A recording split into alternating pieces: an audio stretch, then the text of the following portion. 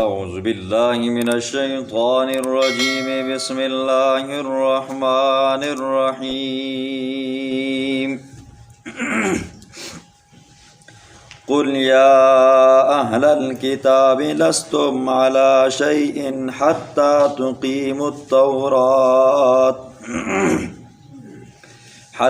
تقیموا التوراة والإنجيل وما أنزل إليكم من ربكم وليزيدن كثيرا منهم ما أنزل إليك من ربك طغيانا وكفرا فلا تأس على القوم الكافرين ان الذين آمنوا والذين هادوا والصابئون والنصارى من آمن بالله واليوم الآخر وعمل صالحا فلا خوف عليهم ولا هم يحزنون صدق اللہ العظیم۔ بات چل رہی ہے یہود و نصارہ کی۔ کل کے درس میں آپ نے سنا اللہ نے یہود و نصارہ کو ایمان کی دعوت دی۔ آج اللہ رب العزت اہل کتاب کو، یہود و نصارہ کو تنبیہ کرتے ہیں کہ تعلیمات الہیہ، اللہ کی تعلیمات کے بغیر بندے کو نجات نہیں ملے گی۔ اور دوسری بات اللہ یہ بیان فرمائیں گے کہ بندہ کامیاب کیسے ہو سکتا ہے، نجات کا قانون کیا ہے۔ پہلی آیت کے اندر اللہ فرماتے ہیں قل یا اہل الکتاب لستم علی شیء حتی تقیموا التوراة والانجیل، میرے پاک پیغمبر کہہ دیجئے اے اہل کتاب، اے یہود و نصارہ، لستم علی شیء، تم اس وقت تک کسی مذہب پر، کسی چیز پر نہیں ہو، حتی تقیموا التوراة والانجیل، یہاں تک کہ تم قائم کرو تورات اور انجیل کو۔ تورات اور انجیل کے اندر جو کچھ لکھا ہوا ہے، جو حضور صلی اللہ علیہ وسلم کی صفات لکھی ہوئی ہیں، ان کو مان لو۔ تو یہ نہ ماننے کی وجہ یہ تھی کہ وہ اپنی تورات کے اوپر حقیقی معنوں میں عمل نہیں کرتے تھے۔ اگر تورات کے اوپر حقیقی معنوں میں عمل کرتے، تورات کو پڑھتے سمجھتے، تو انہیں پتہ چلتا کہ یہ تورات کے اندر جو صفات ہیں نا جی، یہ اس پیغمبر کی ہیں۔ اور عیسائی انجیل کو حقیقی معنوں میں نہیں پڑھتے تھے، کیونکہ انجیل کے اندر نبی آخر الزمان حضور صلی اللہ علیہ وسلم کی صفات تھی۔ تو اللہ فرماتے ہیں اے اہل کتاب، تم اپنی تورات کے اوپر عمل کرو، انجیل کے اوپر عمل کرو، تمہیں پتہ چلے میرے پیغمبر کی نشانیاں اور صفات کیا ہیں۔ فرمایا وما انزل الیکم من ربکم ولا یزیدن کثیرا منهم ما انزل الیک من ربک طغیانا وکفرا، میرے پاک پیغمبر یہ دن بدن اپنے کفر کے اندر، اپنی سرکشی کے اندر ان کا اضافہ ہوتا جا رہا ہے۔ کیوں؟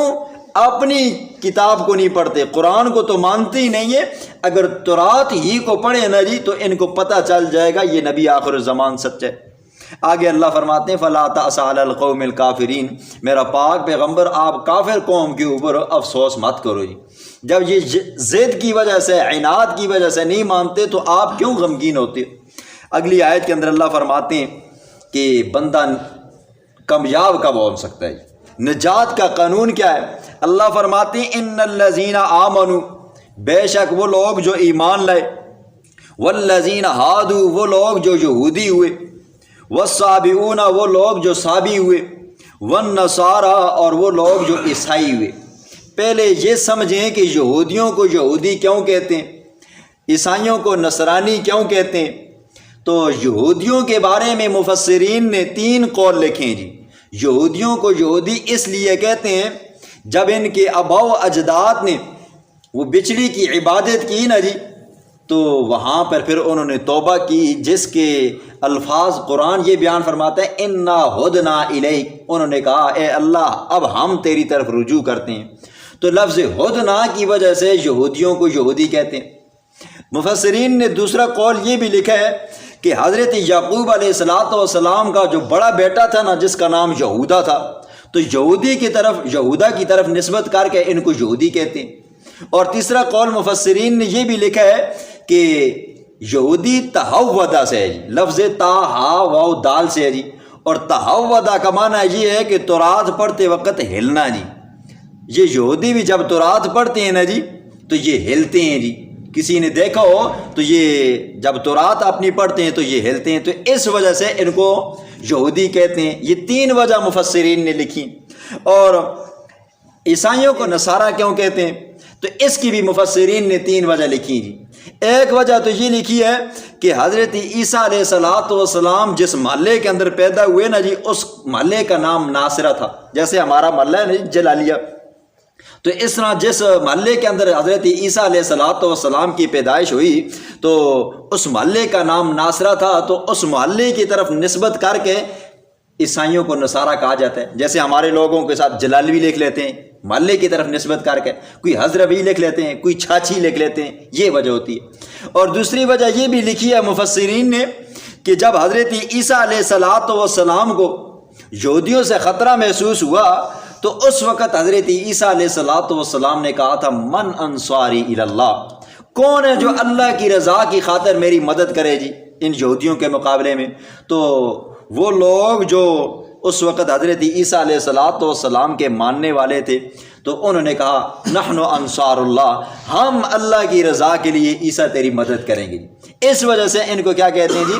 عیسائیوں کو نصارہ کہا جاتا ہے۔ تو والصابئون، صابی یہ کون لوگ تھے جی؟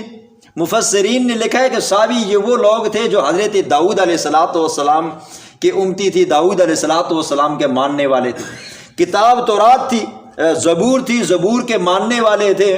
یہ حضرت داؤد کو بھی مانتے تھے، اللہ کو بھی مانتے تھے، حضرت داؤد پر بھی ایمان رکھتے تھے، لیکن ساتھ ساتھ یہ ستاروں کی بھی پوجا پاٹ کیا کرتے تھے، سورج کی بھی پوجا پاٹ کیا کرتے تھے۔ اپنے نفع نقصان کا مالک سورج کو بھی سمجھتے تھے، ستاروں کو بھی سمجھتے تھے۔ جیسے آج کل لوگ یہ فلانا ستارہ ہے جی، نوسط کا ستارہ ہے، یہ فلانا ستارہ چڑھ گیا تو یہ شادی مت کرنا جی، یہ شادی آخر تک نہیں پہنچے گی، یہ کاروبار مت کرنا، یہ نیس ہو جائے گا جی۔ تو یہ وہ لوگ تھے جو ساتھ ساتھ میں ستاروں کی بھی پوجا کیا کرتے تھے۔ تو اللہ قانون یہ بیان فرماتے ہیں وہ لوگ جو ایمان لے آئے یا وہ لوگ جو یہودی ہوئے، عیسائی ہوئے، صابی ہوئے، فرمایا من آمنا، یہ مسلمان ہونا یا یہ کہ یہودی ہونا، صابی ہونا، یہ صرف اتنا کافی نہیں ہے۔ فرمایا من آمنا باللہ، جو بندہ اللہ کی ذات پر ایمان لایا، اس کو وحدہ لا شریک مانا، اللہ کی ذات اور صفات کے اندر کسی کو شریک نہ ٹھہرایا، اور والیوم الآخر، اور آخرت کے دن کو برحق مانا، وعمل صالحا، دنیا کے اندر نیک اعمال کیے، فرمایا فلا خوف علیہم، دن قیامت کے نہ انہیں خوف ہوگا، ولا ہم یحزنون، نہ وہ غمگین ہوں گے جی۔ ہم نے دنیا میں کیا کیا تھا آج پوچھ تاچھ ہوگی جی، اور یہ ہے کہ جو میں نے کیا ہے وہ آیا اس قابل بھی ہے کہ نہیں ہے میں اللہ کو اپنا منہ دکھا سکوں۔ تو اللہ فرماتے ہیں نہ پیچھے کا غم نہ اس وقت کا غم ہوگا جن لوگوں نے اللہ کو وحدہ لا شریک مانا اور آخرت کے دن کو برحق مانا، اس پر ایمان لایا، نیک اعمال دنیا میں کرتے رہے، تو فرمایا قیامت والے دن نہ ان کے خوف ہوگا نہ غمگین ہوں گی۔ پھر آخر میں اللہ رب العزت نے بنی اسرائیل کے ایک وعدے کو یاد دلایا۔ پہلے پارے میں آپ سن چکے ہو، اللہ نے بنی اسرائیلیوں سے وعدہ لیا تھا نا کہ لا تعبدون الا اللہ، اللہ کے سوا تم کسی کی عبادت نہیں کرو گے۔ دوسرا وعدہ یہ لیا تھا وہ بالوالدین احسانہ، ماں باپ کے ساتھ حسن سلوک سے پیش آنا جی۔ وقولوا للناس حسنا، تیسرا وعدہ یہ لیا تھا لوگوں کے ساتھ نرمی سے، پیار سے، محبت سے کلام کرنا جی۔ یہ وعدے اللہ نے لیے تھے، تو اللہ فرماتے ہیں جب ہم نے بنی اسرائیلیوں سے یہ وعدے لیے، پھر وعدے لینے کے بعد ہم ان کو بار بار یہ وعدے یاد دلاتے رہے جی۔ ایک پیغمبر آیا، اس نے اپنا وقت پورا کیا، وہ چلا گیا، دوسرا آیا تو یہ وعدے یاد دلاتا اور چلا جاتا، تیسرا آتا تو وعدے یاد دلاتا اور ٹائم پورا ہوتا تو چلا جاتا۔ تو اللہ فرماتے ہیں کلما جاءہم رسول، جب کبھی بھی ان کے پاس نیا رسول آتا نا، پھر انہیں تعلیمات دیتا اللہ کی، اللہ یہ کہتا ہے اگر ان کی چاہت کے مطابق ہوتی یا ان کو اچھی لگتی تو بات مان لیتے، اگر اچھی نہ لگتی تو نہ مانتے، کہتے یہ سخت ہے یا یہ چیز مشکل ہے، ہم اس کو نہیں مانتے۔ پھر اللہ فرماتے ہیں اتنا بھی ان ظالموں نے بس نہیں کیا، فَفَرِيقًا كَذَّبُوا وَفَرِيقًا يَقْتُلُونَ، ایک فریق تو ایک گروہ پیغمبروں کو جھٹلاتا ہم آپ کو مانتے ہی نہیں ہیں، اور کچھ ایسے بدبخت تھے جو پیغمبروں کو قتل کرنے پہ آگے۔ آپ نے سنا ہے حضرت زکریا علیہ السلام، حضرت یحییٰ علیہ السلام کے زمانے کے اندر حاکم وقت کو اپنی بھانجی کے ساتھ، بھتیجی کے ساتھ عشق ہو گیا، تو وہ اس کے ساتھ شادی کرنا چاہ رہا تھا۔ حضرت یحییٰ علیہ السلام نے روکا، میں وقت کا پیغمبر ہوں، میری موجودگی کے اندر یہ خلاف شرع کام نہیں ہو سکتا، تو اس ظالم نے پیغمبر کی نہ مانی اور حضرت یحییٰ علیہ السلام کو قتل کر ڈالا۔ اللہ فرماتے ہیں وَحَسِبُوا أَلَّا تَكُونَ فِتْنَةٌ فَعَمُوا وَصَمُّوا ثُمَّ تَابَ اللَّهُ عَلَيْهِمْ ثُمَّ عَمُوا وَصَمُّوا كَثِيرٌ مِّنْهُمْ، فرمایا جب بھی کوئی پیغمبر آتا تو بات اچھی نہ ہوتی تو اندھے ہو جاتے، اس کی بات نہ مانتے۔ یہ سلسلہ چلتا رہا۔ حضرت عیسیٰ علیہ السلام کا زمانہ آیا تو اللہ نے انہیں پھر موقع دیا، لیکن وہ پھر بھی باز نہ آئے، تو فرمایا واللہ بصیر بما یعملون، یہ جو کام کرتے رہے اللہ ان کو دیکھتا رہا ہے، اور اللہ کیا کرے گا جی، اس کے بارے میں ان سے سوال و جواب کرے گا۔